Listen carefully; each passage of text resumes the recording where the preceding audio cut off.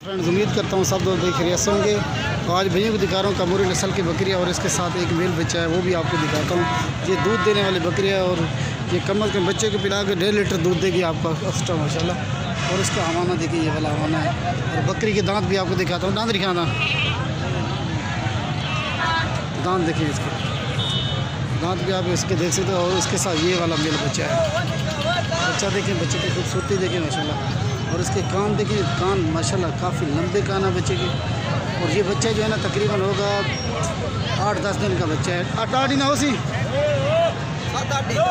तकरीबन ये 8-10 दिन का बच्चा है माशाल्लाह। और इसकी खूबसूरती देखिए, कान देखिए इसकी माशाल्लाह लंबे लंबे कान है। और ये वाली बकरी है, बकरी का हवाना भी आपको दिखा रहा है।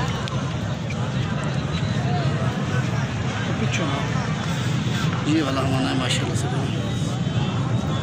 जैसे गाय भैंस का होता है ना माशाल्लाह।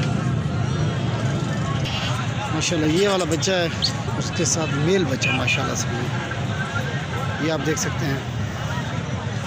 ये बच्चे को दूध पिला के माशाल्लाह आपको तकरीबन एक्स्ट्रा दूध देगी, 1.5 लीटर एक्स्ट्रा दूध देगी माशाल्लाह। बकरी देखें, बकरी की हाइट भी देखें माशाल्लाह, बड़ी बकरी है। और बच्चा भी इसके साथ एक बच्चा मेल बच्चा है, वो भी ये फार सेल है माशाल्लाह।